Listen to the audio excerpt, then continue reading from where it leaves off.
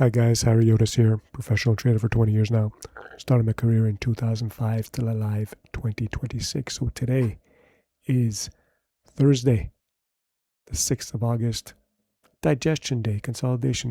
We're digesting the news, we're digesting this entire breakout move right before the non-farm payrolls number tomorrow. So nothing gets done. I mean, this is fairly normal action.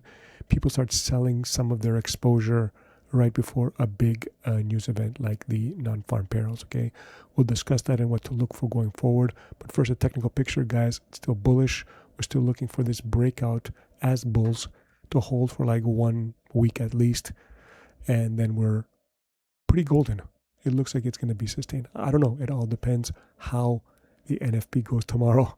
Could we get a drop all the way back down if we created 250,000 jobs and we were expecting, 80 something thousand? Maybe. Okay, who knows? I just don't think so. Okay, but we'll see. The technical picture of bullish. Okay, no need to look into that more. Sentiment, we're still at greed, plenty of room to go higher. Okay, because a lot of the other sub indices are at fear. And remember, a lot of calls are being bought. So we still have that as a drag going forward. Nothing has changed. Okay, so we also, on Thursday, we get my favorite sentiment indicator, the AAII Investor Sentiment Survey. And guess what? We have the bulls coming back, but you think 37% is a lot? It's not. It's basically average. We're back to average bullishness and still 38% bears, whereas the average is 31. The bears are still lingering. Look at that. They're still there. It's going to take time before this sentiment changes. This is what I like.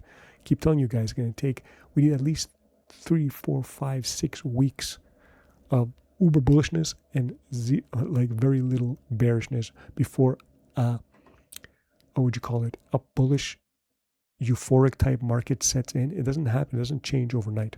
Okay, it takes time. This is why we maintain our bullish stance. Okay, can we correct? Can we go down? Yes, but overall, we have a bullish drift in this market. Okay, so today we did get some macro news. Initial claims muted as well. 199,000. We're still doing good. This is why I think the jobs tomorrow is going to be okay. It's not going to be super devastating. In fact, if it goes down, it's even better. Okay, so let's get to the digestion before the NFP. Okay, so what do we see here? What does the mainstream media say about what's going on today? Yes, the Strait of Hormuz. Okay, we'll look at oil. Okay, but it's the July job numbers. They are due out on Friday. They're expecting 83,000 and employment to hold at 42. That's pretty low. Okay, I suspect that if we beat by a lot, maybe. Okay, this is the danger with narratives. Okay, and we'll get to what I mean with another case today. But the danger with narratives is that, okay, if we get 200,000 jobs, is the market going to tank? Because that means that the Fed might raise rates because it's inflationary. Well, I don't know. Because every other scenario that I see, if it beats by a bit, if it meets, or if it tanks, it's very positive for these markets. We will not get rate hikes. Okay, the odds are that we will not get rate hikes. So to me, the jobs numbers, only 1 out of 4 scenarios might be bad. Might, asterisk. Okay, quotes. I'm doing air quotes. You can't see it. Okay, so might be bad, which I don't think it is. Maybe initially, but then people start buying it back because I don't think this market is going to tank on one piece of news. Okay, they're putting a lot into this non-farm payrolls number. Okay, so the problem is that you're seeing one side of the story and not the other part. Okay, so the digestion, basically the QQQs are basically down, taking some profits before, but looking pretty good. Okay, and the SMH that we keep looking at is still in a downward trend, hasn't broken up yet. Remember, above here. Okay, and remember, we still have to note that the SMH is down as the SPY is breaking up into new highs. That should be noteworthy. That should be of note, or it should be noteworthy to you guys. Same with QQQs, down before versus SPY. They should be going up. Okay, this is why. I mean, it's not necessarily a bad thing. It could still lag and come back up as the SPY continues to go higher, which is what we're looking for as the breadth rolls into greed. Okay, this is what I expect to see. So the digestion in this market is just basically before the NFP. And if NFP doesn't disappoint or just flat or whatever, it's a non-event, I suspect we go higher. Okay, much higher to end the week. Okay, so the one thing that I want to mention is here we looked at mainstream media's look at SpaceX. Okay, SpaceX is the key here. Look at the stock. Okay, SpaceX. I don't know if you guys could see it. Okay, after earnings or right before earnings, they were pumping it, and then after earnings, it went down. Okay, part of that is not just earnings, but part of that was because right here, SpaceX stock could face further pressure as first batch of shares unlock since IPO. So this is the danger. The first post lockup period expires for SpaceX Thursday. Okay, today. Okay, turning over 911 million shares into liquid stock for early investors. Okay, so the narrative. Remember we said about narrative with the NFP. Okay, the danger is drawing up narratives when you just know a fraction of the story. Okay, the narrative here is that a lot of shares are going to come online and they're going to tank the stock. Okay, so they just, I guess that they sold it yesterday because they were anticipating that as well, because the earnings were not that bad. They did better than expected, right? Even though they lost money, they lost less than expected. So it wasn't that bad. So probably because of the lockup period. And look, today the shares are up 6% on a day when people thought that insiders will start dumping 900 million shares, that, just as greed, just give me my money now, I want to get out. No, it's not going to happen, okay? The danger of drawing this narrative before these lockup periods go online or get real, okay, is that you just know the one side of the equation. You just know the supply. Supply is coming in, yeah, but you have no idea about the demand. You have no idea. Demand is hidden. You don't know.